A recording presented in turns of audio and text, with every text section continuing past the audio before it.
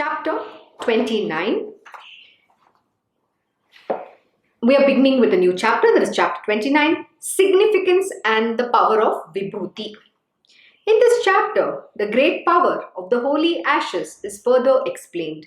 The mere touch of holy ash on the body of Sage Vamadeva, the Maha Rakshasa, got him liberated.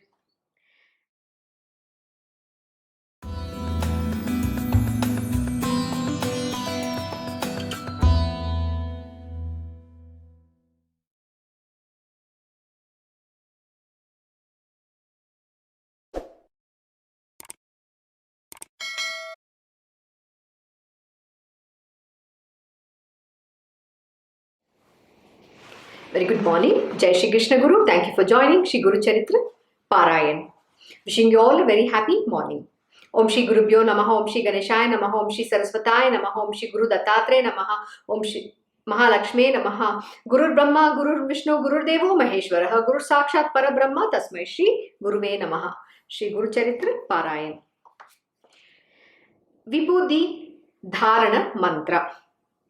Trayambakam Yajamahe Sugandhim Pushtim Varadanam Urvaru Kamiva Bandhanat Mrityor Mukshiya Mamrutat. The one who spreads a fragrance of Vibhuti around himself and all around, who fosters the worldly well-being as well as the spiritual well-being of all. That three-eyed Lord, him I worship. O you, the Supreme One, like the ripened cucumber which serves itself from the creeper, and drops off, grant release for me from death, from the wending cycle of births and deaths. But pray, never cause severance for me from immortality, that is Amritattva, and may I ever abide in awareness of Thee. Siddha Yogi continued the narrative to Namdharak as follows. Trivikrama Bharati requested Sri Narasimha Saraswati to enlighten them about Bhasma Mahima and how it possesses such great power as they just witnessed in the Matanga episode, that is the previous chapter. Sri Narasimha Saraswati then narrated the following anecdote. There used to be one yogi called Vamadeva. He used to smear his body always with Bhasma. Bhasma is the sacred ash, or it's called Vibhuti. His hair was matted and he used to wear the bark of trees for his garment. He was a very exalted yogi. He had won over all the human frailties, sublimated his senses and conquered the 6 inner enemies, the Shadripus, likes, dislikes, greed, delusion, ego, pride, envy and jealousy. Oh my God. This is the most important Shadripus which a human being always succumbs to. So it is very important that we all overcome. And in this, one of the most important thing is likes and dislikes. Likes and dislikes is very hard to overcome. I'm not saying it's hard, but you have to put extraordinary effort to bring equanimity in your mind. And that is why in spirituality we are taught to see God in everyone. When you see God in everyone, you are not going to have the likes and dislikes. And this morning my Krishna Guruji was giving a very beautiful satsang on Bhagavad Gita. And in that he was talking about how do you experience the supreme divine person in reality through this body. The only way to experience him is by overcoming and all your Shadripus, that is conquering the 6 inner enemies. Let us understand in detail who the 6 human enemies are. So what are the human frailties? The his senses and conquered his 6 inner enemies, and that is likes. Why do we have this likes and dislikes? Because of the attachment to the body, believing that I am this body, or if you have some unfavorable events, which is according to you unfavorable, or something that you have, it has not been palatable to your mind, or it has not been palatable to you, and that time the dislikes come in a very strong manner. But what is that sadhana you have to do in spiritual is to overcome these likes and dislikes, and it is not so easy. See, living in ashram, in Krishna ashram, one of the things which my Krishna Guruji teaches is we have to be our good self. Sometimes when someone comes, we all have to treat everybody as Atiti Daivo Bhava. But yes, all kinds of people are going to come. Everybody is going to come to visit the Guruji. But what happens to the disciples is sometimes we like somebody, we don't like somebody. But that is not acceptable living with in an ashram, and especially with a Guruji. So what is the training that the Guruji is giving? How to overcome these Shadripus? What is he teaching? The likes and dislikes. Even this morning, just before this satsang, my Guruji was giving a very beautiful lesson. He was teaching me, look, you cannot have any likes or dislikes with anyone. Even if it might be your enemy, you might not like that person, but you have to do your duty as a part of this ashram or running this ashram, as being, you have to treat them Atiti Daivo Bhava, which means anybody who comes to visiting the Guru, we have to treat them like God. That is what is being taught. Sometimes, even if you don't intend, you're not going to interact, but that doesn't mean that is right. And that's exactly what he was teaching. And he said, how could you do that? You have to be the same to everybody. Why didn't you not have the conversation? Why were you keeping quiet? Why didn't you even speak? But sometimes it happens, and that doesn't mean I am right. It means that I have to put a lot of effort myself in overcoming these likes and dislikes. You think just because I'm in spiritual or I'm able to, expound on these scriptures doesn't mean I'm perfect. The perfection takes a long time to come, which means I also go through my journey. I also have to learn these lessons. I have to become that lesson myself. And that comes with extraordinary effort, arduous effort, and a deep sadhana. And it's not overnight. We have to strive hard to control the mind. I will never ever say that anybody can overcome the mind. Mind cannot be overcome. The only thing which Lord Shri Krishna also promises and says, it is my conviction that you will be able to control the mind, provided you do your sadhana and you practice. And this morning, my Guruji was talking about a very interesting subject, and that was about how does the yogi transcends the both, right? Like say 15 days, he was talking about how, first 15 days, when there is a full moon period, everybody is very high in energy, they're very happy. And then when it's the next 15 days where there is no moon, the period of no moon, where people feel very depressed and all that. But a yogi who's perfect in his sadhana, and he has transcended the both, it doesn't affect him at all. It doesn't matter to him, because he has transcended his mind, body, senses, ego, and the three gunas. He is beyond the gunas, so nothing affects him. He is beyond even the sattva guna. See, one of the most important criteria in overcoming these Shadripus is, first you have to become sattvic in nature. Sattva guna means being your good self. What does sattvic in nature mean? Sattvic in nature means being your good self. How do you be your good self? Like, yes, you might not like somebody, you're going to be very irritated. But what is that you have to control? Is it about the object or your mind? It is your mind you have to control. By speaking good words or just, having a simple conversation, you don't lose anything. So by staying quiet, I'm actually, even if I've done that unintentionally, but that is wrong. Yesterday, that's exactly what Narasimha Saraswati was teaching. Whether you commit a karma knowingly or unknowingly, but the action has been performed. The sin has already been committed. So how do you overcome that? So that is possible when you have sincere repentance. When you genuinely repent. You might not even have thought, until my Guruji didn't point it out, it was not even in my, it didn't even occur to me. Why? Because I did not intently focus on that. See, the intention is not the point. It is about being the good self. So what happened? It's just the mind. So how do you overcome the mind? You have to consciously make an effort to, be aware of what is happening around. Sometimes we become so unconscious and we perform certain action not knowing what we are doing, and that action is not necessarily right all the time. So you have to be very careful, and this is one of the lessons he was teaching, that it is not about intention, it is about you being conscious. You have to be aware, you have to know how to conduct this is exactly very important. So at all times it's a huge responsibility to know that I have to be in awareness of what is happening within me. The awareness is very important. I cannot just let my mind do whatever it feels like. So does that mean that I am not in control of my mind? The mind is controlling me. So who is greater than God? Is the mind greater than Lord Shri Krishna?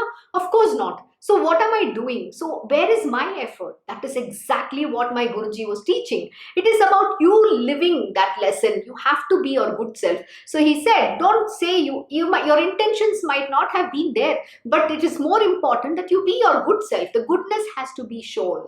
That is what is important. This is the lesson he taught. And there is nothing to be, when you learn, see, we all have this human body.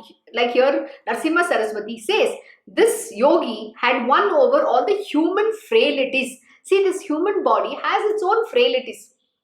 And as the name my Krishna Guruji was saying, look, let the world do whatever, let anybody do whatever, but you are not allowed to say those things. You cannot say, because you are in a different position. So your position demands that you don't speak that. So it is very important that I follow that instruction. He says the whole world is allowed to make mistakes, but you are not. Which means to evolving on the path of spiritual and taking a certain responsibility. That responsibility comes with lot of do's and don'ts. The way I conduct, the way I live, which means I have to overcome this Shadripus. I cannot be angry. I cannot be upset. I cannot have likes and dislikes. I cannot be greedy, get myself into delusion. I cannot do all that. Then what is that I'm going to tell the world? That I'm a failure? It's not about failing again. What is that I'm learning from my master? Is this what my master is teaching? No. What is he teaching? He's teaching how to be one's good self. He's teaching how to be loving. He's demonstrating every single aspect of what it means to live the way of life of Lord Shri Krishna. Who Lord Shri Krishna is and who this Guru is. What is the nature of the Guru he's teaching me? I have to emulate that lessons from him. These are very hard lessons. You know why? Because we have been so programmed into believing this, I am this body and I am this person. We have so much attached to this I, me, myself. It's so attached to this ego of mine. So how do you overcome? See, if you cannot overcome the Shadripus, then how do you experience the divine Lord Almighty? And that is the satsang he gave. How do you experience the supreme divine person through this body? The only way to experience him is when you become the good self, when your heart is full of the goodness, that love for everybody. But can we get to that level? Yes, that is what you have to become if you really want to experience the divine being. You cannot have even a dot of, like your heart is that pure heart. It's like the Ganga water. In that, Lord is existing. What happens if you put a drop of potassium cyanide? The entire bottle the water of Ganga becomes poison. So even with one negative quality or the Shadripus like likes, dislikes, greed, evil thoughts, all that, envy, whatever you want to call, ego, pride, all these things, what is it going to happen? How can you realize Lord then? Then you're poisoning your heart with this kind of Shadripus, the qualities. Is this the nature of the divine? Of course not. So what is his nature? He is full of grandeur, glory, goodness, love, epitome of all the goodness that exists. See, the good and the bad, everything is him alone. But what is that you want to be? But to attaining him, what is the path? The path is only one, and that is the path of goodness and love. There is no other path, and this is the truth you need to understand. It doesn't mean like when my Guruji points out certain mistakes, it doesn't mean that he's reprimanding me, he's saying bad things about me, he's insulting me. Of course not. If the Guru doesn't beat the pulp of all these Shadripus, how do you become a divine being? On the contrary, we have to be extremely grateful for our Guruji who, beats the pulp to correct us. constantly. Today he's there physically present. He's able to correct. What happens when he leaves this body and go? Then if I don't learn by that time, so who is going to correct me? I don't want to be a bad example of my Guruji. My Guruji has never taught me anything bad. On the contrary, he's made me into the most beautiful being. I'm sorry. That is who he is. So how do you represent? See, when you represent, or the way you behave, the way you conduct, it directly represents who your guru is. So you cannot represent him in any bad manner. You have to always emulate all the good things that he has taught. You know why? Because the world is watching you. The world is seeing who your guru is, what kind of a being he is. And tomorrow, anything, one mistake that you conduct, or one mistake, even knowingly or unknowingly, you might commit, you know what? They will all finger point at the master, where he is a perfect being. And yesterday, my Guruji was playing a very beautiful interview of a person. I forgot. He's a devotee of Sai Baba. He has written a lot of books, and he was talking about Baba. And in that, one very beautiful question was asked, and he was telling the interviewer, he said, you know what? Today there is not a single person who can live the Guru's words. He said that everybody comes with their own hidden agenda. This is the words which Baba had said sometime in between 1916 or 1917, where Baba one day, he removes his kafni. We did that story in Sai Charitra. In that, Baba says, oh, do you want to know what is my caste? Look at me. He was naked and saying, see, what do you see here? Do you want to see you want to know whether I'm a Hindu or a Muslim?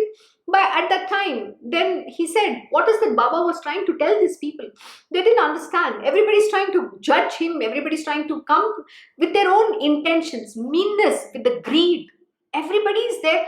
They have a hidden agenda. But Baba said, you know what? Nobody's coming with me to take the real gem that I'm here waiting to give, that knowledge.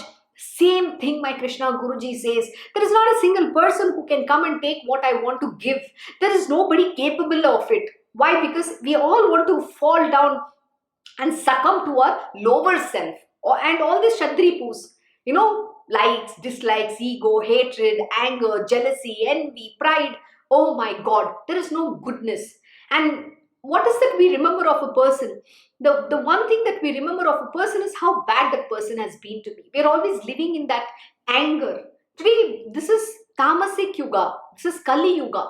And what is my Guru teaching? He's come here to teach that goodness. Why? Because he knows the Kali Yuga is going into destruction. It's already going, it's fast hurtling towards the destruction. He's come to do his Swadharma. And this morning, he also revealed, he said, Lord Shri Krishna is revealing the sovereign secret to Arjuna. And what is the sovereign secret? He's telling, how how he's living literally as a supreme divine person in Golok Vrindavan. And he keeps manifesting every now and then to impart this knowledge and to establish Dharma which is valid for that moment in time. It is not the Dharma the way you and I look at. So in Kali Yuga, it is very important that the Dharma is established. And what is the Dharma of Kali Yuga? Kali has to rise. And who is this Kali? You and I. Every woman on this planet Earth is the Kali Ma. She has to empower herself. She has to take her position. She has to lead. She has to come into power. She has to do her Swadharma has to be done. And what happens to every woman? We are all succumbing to our lower nature. So the Lord Shri Krishna comes here to establish her Dharma. And what is the most important thing? He is also coming here to teach the spiritual knowledge for his disciples and devotees and put people on the path of spirituality, those who are the keen seekers, the true seekers of spirituality. He's also come here to establish the spiritual regeneration. Why? Because it's the spirituality is gone out of the window. The goodness is gone out of the window. So what is my Guruji teaching? He's teaching how to overcome these human frailties. Conquer your senses and the 6 inner enemies. What is this inner enemies? This is a big This is a very important lesson, and if you have to realize or experience that supreme divine person, you have to conquer the six inner enemies. Otherwise, it is not possible. The only way to realize Lord Shri Krishna is by overcoming these. And let me tell you, it is not easy, but also when you have the grace of the divine Lord Almighty, when you have your Guru guiding you, teaching you, hand holding you, walk that path, you will be able to achieve, you will be able to overcome. And you have to work really hard, put effort, be very conscious of practicing those lessons. It might feel very hard, but you just have to do it and surrender. And when you do it, the divine Lord takes charge of you, and he walks you, by hand holding you. He walks that path along with you. There is a very beautiful story. Is like, there is a person who's walking along with God in a beach. Then he sees there are these footprints. God is walking, so he sees that God's 2 feet. When you walk on the sand, your footprint is left, and you can see how beautifully, it when the sand is little wet, it takes that print of your feet.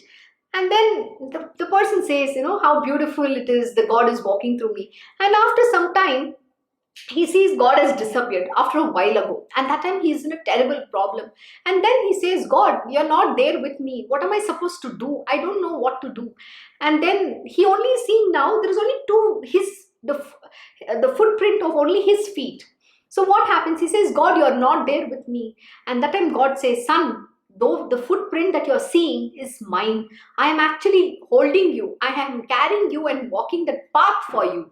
This is the truth about the divine. Your guru is like this. The divine master is like this, where he carries you on his shoulder, on his head, and walks that path for you. So what is so difficult? Trust him, have faith. And this morning he gave a very beautiful lesson. He says, the only difference between the science and the religion is the word called faith. In science, everything works on the basis of proof and logic. But in religion, the religion exists only because of faith. So have that faith in the divine, that he will sail you across.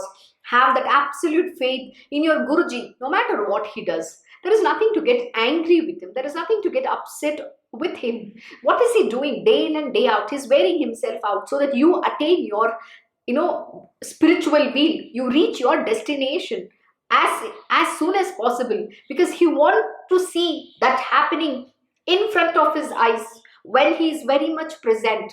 That is the only aspiration, that is the only thing that he craves for. But I want to see my student, my disciple being successful. I want to see my disciple living those lessons in front of me, not after I am gone. So what is wrong in any guru, desiring that much? I think that is his right, because he's the one who's teaching you so much. And why shouldn't he desire that? Of course he's right in expecting that out of you. And as a disciple, you must give that as a guru dakshina to your guru, because that is the only repayment you can do for him. There is nothing else. See, please remember, there is no way you can repay anything to your guru for everything that he is doing, because you can't. Whatever the knowledge he's imparted, the profound truth about spirituality can never be imparted to anyone except only to those chosen ones, and you are privileged to get that, and you are the chosen one. And your Guruji has been extremely benevolent and kind in wearing himself out to give you that knowledge. You think spirituality is so easy? It is not. But when you're the chosen one, when the divine grace, his hand is on your head, his benediction is on you, what is impossible for you to attain? The word impossible says, I am possible. So how do you look at life? Is the choice in your hands. Every day you have to make yourself, make a goal in your life to achieve something. You have to strive hard. It is not going to come easily, let me tell you. It is difficult, but it is my conviction, when you have the grace of the divine master, you will be able to reach your destination, and he ensures that you reach your destination. Why? Because he is the Lord Almighty, the Nirgun Brahma, the one, or the unmanifest, the formless, who has manifested. The Para Brahma is manifested. And you think there is anything impossible? But he's never going to use his powers, please remember. But he will want you to actually make an effort to understand the truth, to live this knowledge. See, anything that comes easy goes away easily too. So you have to study, you have to work hard and achieve it. You have to earn it yourself. When the time is right, when you put your effort, that is when the Parabrahma is pleased and he will reveal the self to you. God realization will happen. The realization happens at its right time when the Parabrahma is pleased. But how will he be pleased if you have any of these Shadripus? What is it? Likes, dislikes, greed, delusion, ego, and pride. Envy and jealousy. Why should we envy about anyone? Yeah, it comes naturally. See, these are the human frailties. It is there within us. So this is the one we have to conquer. How do you conquer? By the power of the knowledge. The knowledge is imparted to you so that you can overcome these ignorance. You can conquer the 6 inner enemies through the power of knowledge. Knowledge is only there so that you can overcome all of this, and you have to put extreme effort. Extreme effort. Like in Bhagavad Gita, Lord Shri Krishna says, you don't have to have enmity with anyone. But what happens? We do have enemies. We feel someone is my enemy, someone is my friend. But please remember, there is no enemy, there are no friends also in this world. The only friend you have is your Lord. He's the ultimate friend. But what is that he's teaching? He's teaching that we have to be nice to everybody, even if somebody is your enemy. Is that asking for too much? I don't think so. Who will teach such good knowledge? Only the Guru can. Isn't that his Charitra? To come and give this profound truth to us, change this human frailties within us and make us divine being? Exactly. So how much effort you need to put? See, again, it's not for everybody. Again, I'm saying this. Those who are privileged to listen and those who are reading, those who are expounding are the people who are the chosen ones, and you have to do this. And you have to strive hard. You have to put more effort and you have to live these lessons. It is not easy, but you can do it. His grace is always there.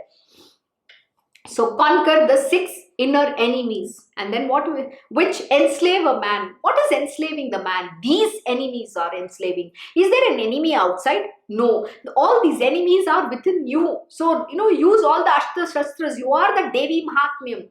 Let the world know how great you are. Use that, all the weapons and kill these demons. Kill the 6 enemies within you and conquer and become the Devi. Let the world know how you have empowered yourself. That is the true meaning of Devi Mahatmyam. He was a fully realized soul and a Brahmanyani. He used to be always wandering, visiting holy places. One day he came to the Kraunacharanya forest. This forest was full of wild beasts. There was also ghosts and Brahma Rakshasas inhabiting the forest. One Brahma Rakshasa noticed Vamadeva entering the forest, and he was very happy that he would be having a good feast with the body of the yogi. He fell upon him with a view to eating him up. But Vamadeva was least perturbed and remained steady and calm. The contact with the bhasma on the body of Vamadeva wrought an instant and total transformation of the Brahma Rakshasa. He was totally changed, rid of his demonic nature by the contact with the bhasma. Can you imagine the power of the divinity? But what is it that we are not working towards? Like my Krishna Guruji says, just the touch of the Guru or just the bhasma can transform a Brahma Rakshasa. But why doesn't it transform the human beings? Why? Because we don't want to put effort. We don't want to change. We don't want this demon to get out of us. The contact with the bhasma on the body of Vamadeva wrought an instant and total transformation of the Brahma Rakshasa. He was totally changed, rid of his demonic nature by the contact with the bhasma. He prayed to Vamadeva to free him from the cycle of birth and death. He told Vamadeva that by the mere contact with bhasma, he gained the memory of all his past 25 births. He started recounting them to Vamadeva. See, please remember, it is only possible because there is some divinity in this being.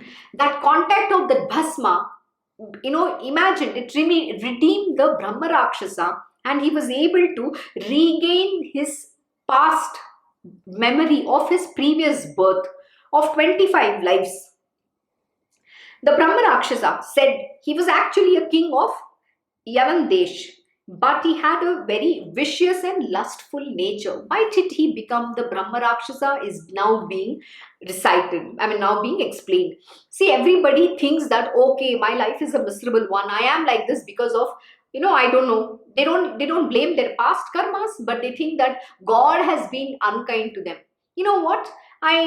I keep hearing this very interesting thing. If somebody is sick, they say, I don't know, God should take care. What am I supposed to do? I am eating everything healthy, but I don't know why God has kept us like this. Why will God do anything to you? Is a God a mean person? God can only save you. God is actually saving you. But what are you blaming him for your sickness? This is the kind of people we have around us. Whose karma is it that you're suffering through the sickness, and whose mind is it? It is yours. And that is why in spirituality we are taught to overcome this six inner enemies. And one of the most beautiful way to overcome is what? Just being devoted to Lord Shri Krishna and just be lost in him. Your heart will transform, you will evolve. When you attain that oneness with him, you will merge in him. And when you merge, then there is nothing to seek from outside. Everything will be like, oh, I don't have any attachment to anything in the material world. You will just sleep walk the material world, and nothing will affect you. There is no need. And this morning, my Krishna Guruji also was explaining that in Uddhav Gita, he was telling for the yogis and other beings how charity is one of the ways to overcome or attain spiritual being is through charity. But for the yogis, those who have transcended all of the ego, mind, they have conquered this human frailties, conquered the six inner enemies, and have gone beyond the three gunas, they don't need to do any charity, nothing. No rule applies to them. They are just free. They've already merged in the divine being. They have attained the yoga, and there is nothing to seek for them. They just live their life and then leave their body and just go away. And they have already merged in the divine. What more is there for them to attain? But for you to get to that state, you have to put in a lot of effort, because that sadhana is very important. Your mind constantly keeps coming. Okay, someday you feel, okay, I've been able to control my mind. The moment you think that you have been able to control the mind is going to become extremely strong, because the mind doesn't want to let you control it. You need to know this. Try to think, oh, okay, I've been able to control my mind. I didn't react. I was very good. Just try saying this. The moment you utter those words, even in your thoughts, even the slightest of the thought that comes in you, your mind is going to become doubly strong, and it's going to ensure that you are going to go further down. This is what happens. Why? Because we are never able to control the mind, and then your fall is very easy. After that, it doesn't have to do anything. It knows now you're gone, and it will instigate you. Look, somebody's taking somebody's side, or he's talking nice about others. Oh, my Guruji will always talk nice about others, and he'll only say, I am bad. Is that what is he saying? Why does he do? See, one of the most important lesson of Lord Shri Krishna from Bhagavad Gita is, do not get angry even on provocation. So what is your Guruji trying to do with you? This is something that you need to understand. But you don't understand because you think you're the body. And that attachment to the body makes you think that your Guruji is always putting you down or saying something bad. No, his method of teaching is very different.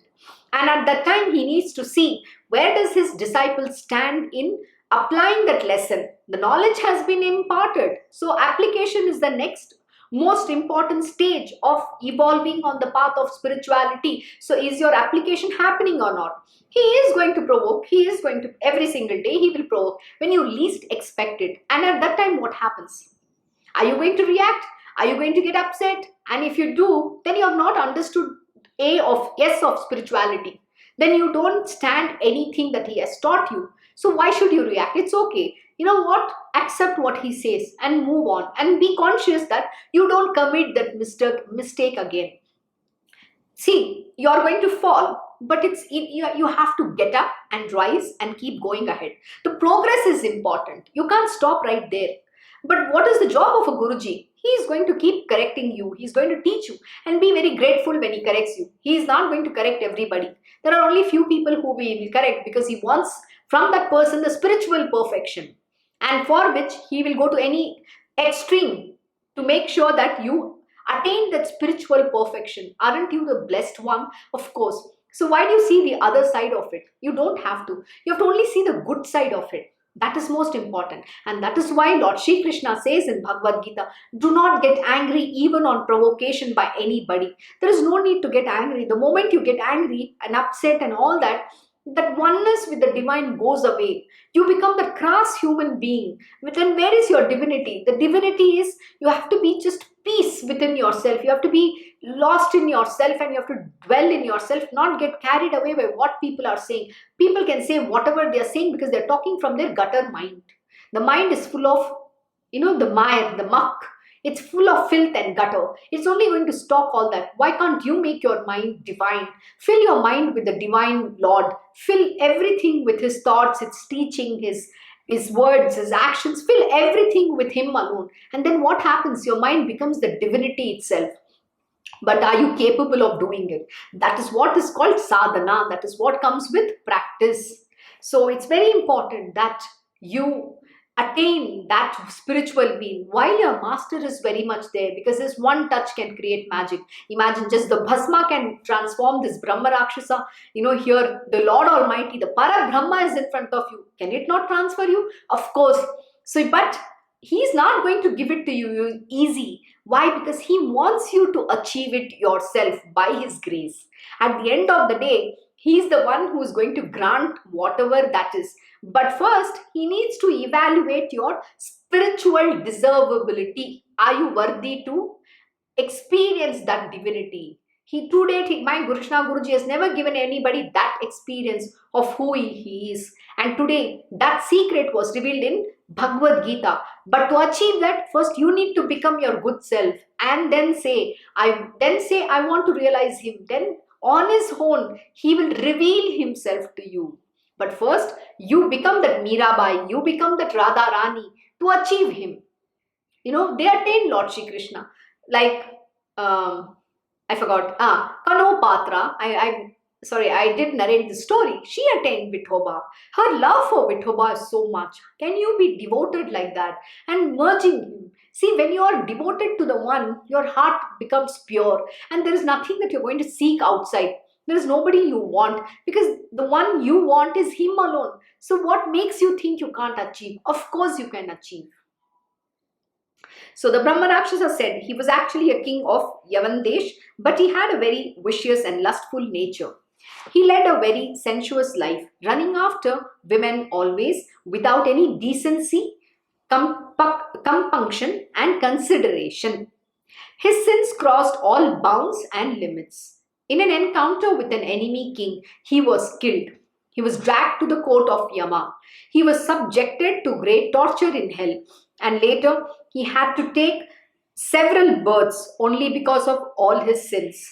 He was born as a tiger in one birth, as a wolf in the second, as a dog in the third birth, as a camel in the fourth, as a monkey in the fifth, then as a cat, thereafter as a tortoise, then as a frog, and so on. Can you imagine?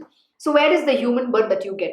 Imagine if you're going to fall for lust and greed, what kind of a birth or what kind of hellish life you're going to go into.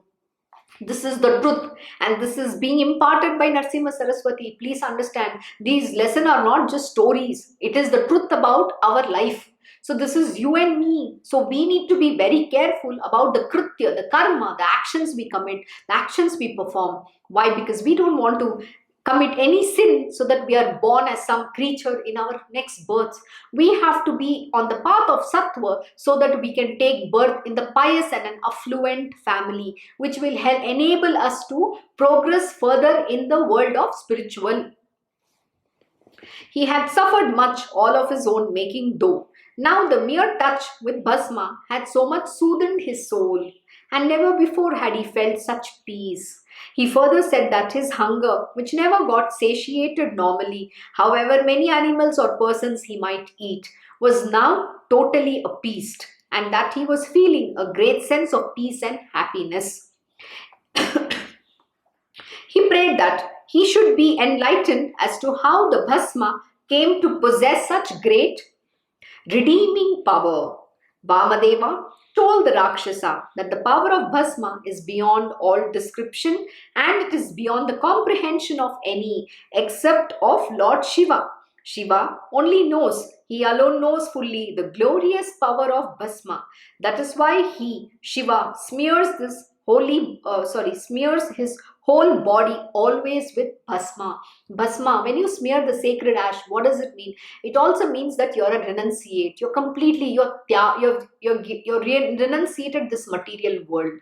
You are just, you're in, you're in yogi. I wouldn't say yogi. You're completely given, you're completely out of the material world. You've taken to the path of, it's not even a sannyasa, but it's a path completely which is like, I don't want to be in the material world. And that is who Shivji is. Vamadeva told that there once lived a Brahmin in Dravida Desha. He took to bad ways of life. He took to theft. Once, when he was committing a theft, he was caught and beaten up. He died and his body was thrown in the cemetery. In the cemetery, at that time, a dog was sitting on chitta bhasma, ashes of a burnt corpse. The dog saw the body of the dead Brahmin and came and sat on the body, sniffing it all over. As it was doing so, the chitta bhasma from its body fell over the body of corpse.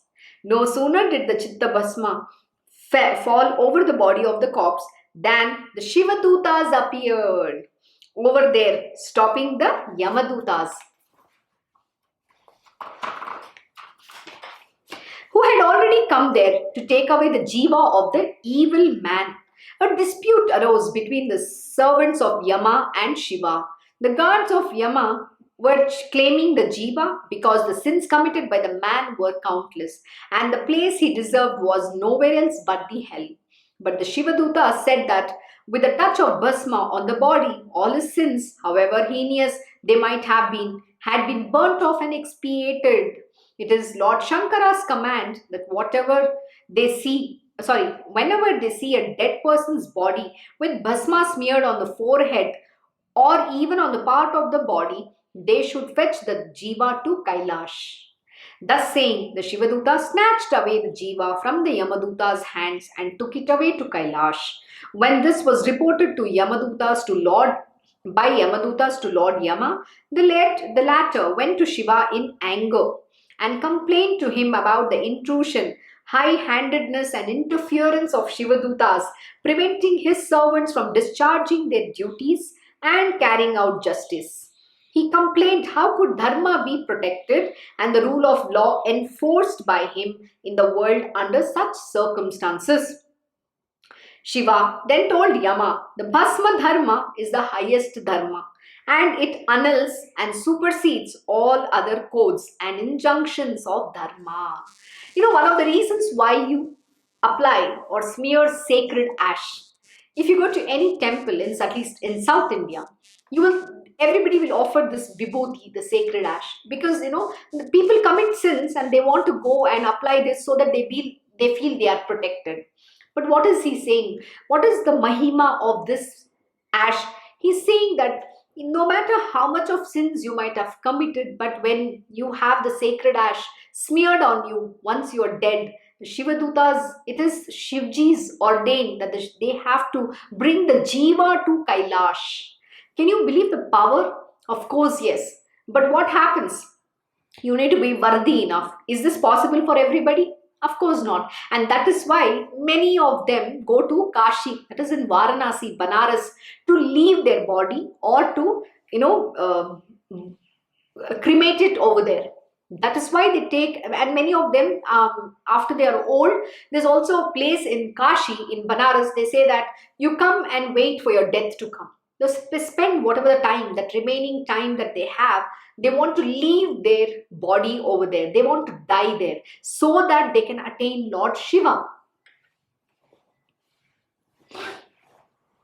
I remember the similar story was also mentioned where this lady was she saw Shivling puja being performed, and by mistake she threw that flowers, the bay leaves, because she didn't get bay leaves. She was very sorry, she didn't get food to eat. So she threw the bay leaves unknowingly. In anger, when she threw, it fell on Lord Shiva. That itself gave her redemption. And even then, the Shivdutas came to take her. And the similar story happened where Yamdutas were telling, oh my God, she deserves to be in hell because she has committed such heinous acts. Similar story. There are no difference. What does it mean? They are reiterating this over and over again to tell you the power of the divinity. Just being little good, little divinity when you have, you can redeem and absolve of all your sins and karma. That is what is being explained here.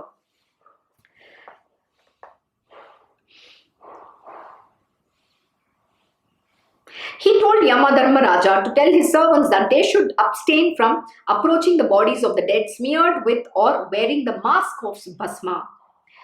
Marks of the bhasma. Such was the Mahima of bhasma, said Vamadeva to Brahma Rakshasa. The Rakshasa requested Vamadeva to teach and explain to him the bhasma dharma vidhi. Vamadeva explained the same through another anecdote. Stories within stories within stories. So let us learn what is Vamadeva teaching him now. Once Lord Shiva and Parvati went to Mandara mountains. All the gods, rishis, apsaras, gandharvas, yakshas, kinnaras, rudragan, shivadutas came and assembled over there. Lord Shiva was seated on his throne. By his side was seated Mother Parvati, golden in complexion and bedecked in the richest jewelry and adorned with beautiful flowers. She was radiating all splendor. All were absorbed in the ecstasy of the darshan of the divine couple, the mother and father of the universe. Shanta Kumara Rishi prayed to Shiva to teach them the one dharma vidhi, which will be simple to be observed by all, and yet will confer all the four Purusha Shastras, the four chief aims of life: Dharma, Artha, Kama and Moksha, and which will destroy all the sins, endow bodily and mental purity and also intellectual illumination. Lord Shiva said there is one Dharma Vidhi which is simple and can be followed by each and every one, and which will confer all good and save men from all the ills of the world. This Vidhi is called the Tripundra Bhasma Dharana Vidhi. The Bhasma is symbolic of the ultimate truth of all matter. Tripundra means three, like this. Have you seen Shivji's pictures? Shivji will smear sacred ash in these three fingers. They will smear it like this. That is called Tripundra Bhasma Dharana Vidhi. But if you see Vishnu, he goes like this. They call it Nama. That is the mark of Vishnu, and this is the mark of Shivji. The Bhasma is symbolic of the ultimate truth of all matter. It has a spiritual significance in that it is changeless, immutable like Godhead. It is colorless or white, so to say, indicating purity. In Jabalopanishad, Bhasma Vidhi is described in great detail. Agni is the presiding deity for Bhasma. The ash from, it's Agni. Agni is the presiding deity for Bhasma. The ash from the sacrificial fire is most sacred. In the absence of it, ash prepared from cow dung is to be used. A little of ash is to be taken, reciting the Sadhyojata mantra while reciting the Manasokta mantra. A little water is to be added and mixed in it with the aid of the thumb. Then chanting the Trayambakam Yajamahe mantra, it has to be taken near the forehead, and while reciting the Trayayashuham Jamadagni mantra, the same is to be applied in 3 lines like this. That is Tripundra Dharana. First, with the aid of the middle finger and ring fingers, 2 lines are to be applied. The top one and the bottom one are from left to right. Then with the aid of the thumb, the middle line is to be applied, drawing it from right to left. So it is right to left. The marks are not to extend beyond the sides of the eyebrows. So you cannot extend beyond this two sides of the eyebrow. It has to be the center. With devotion, these marks are to be always worn on the forehead. If you see any of Shivji's pictures, you will see him with this bhasma, the Tripundra Vibhuti bhasma dharana. The first line, mark, is Brahma Devata and is symbolic of Rigveda. It is denoted by A, that is A, syllable A. It endows Kriya Shakti. So here in detail, it is explaining what is the meaning of the sacred ash and what does each line represent. The first line, mark, is Brahma Devata and is symbolic of Rigveda. It is denoted by A, that is syllable A. It endows Kriya Shakti. Shakti is the power, the potency, the energy. The second line is Vishnu Devata and is symbolic of Yajurveda. It is denoted by U, that is you. But it's in English we have to just see, the U is a Sanskrit word, so you cannot, there's no equal to U in English, so you say you because it sounds U. It endows Ichha Shakti, the power to manifest anything, Ichha Shakti. The third line is Maheshwara himself and is symbolic of Samaveda. It is denoted by Ma, Matra. It endows Jnana Shakti, the knowledge that will redeem you, that will give you redemption, the knowledge to attain enlightenment or God realization. Bhasma Dharana can be done by one and all and during all stages of life. It will cure all the ills of body, mind and spirit.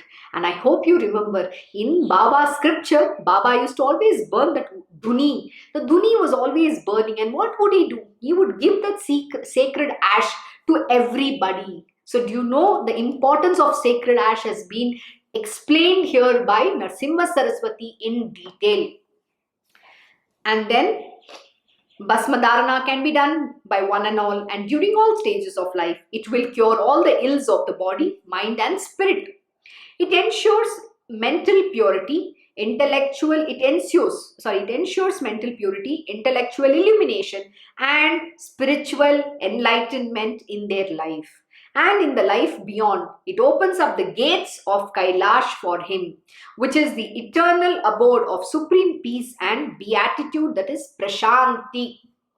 Lord Shiva finally said that for destroying one's sins, there is nothing comparable to doing Bhasma Dharana. So this knowledge is imparted by Lord Shivji himself, which Narasimha Saraswati is narrating through this story. It is story is written stories.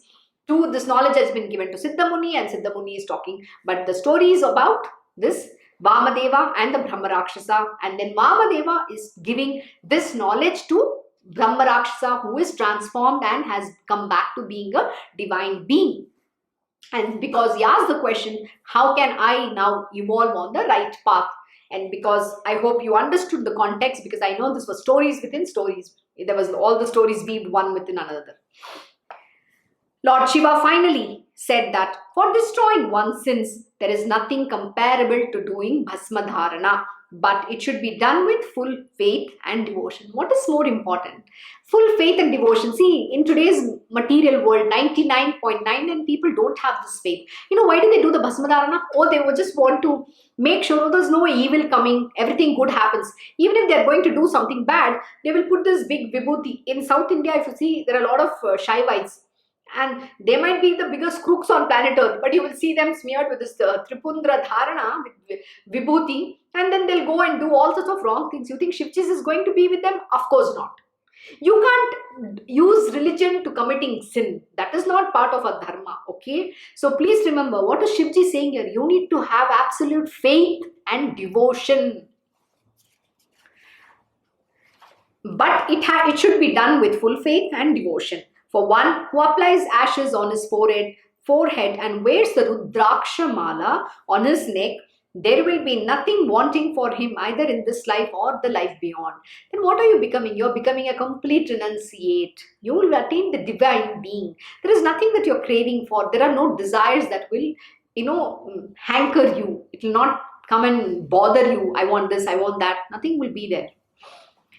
That was what Lord Shiva explained to Sanat Kumara, Rishi, and all the assembled sages. Hearing the divine glory of Bhasma and Rakshasa, Bhasma, the Rakshasa sought the Bhasma from Vamadeva and applied it upon himself. His Rakshasa form totally changed and he got a new splendorous body. A divine vehicle came and took him away to Kailash. See how beautiful it is, how you can redeem yourself. That is what here has been explained. So please go on the path, go on the path of spirituality, conquer your inner, enemies. There is no enemy outside, the enemies are all within you.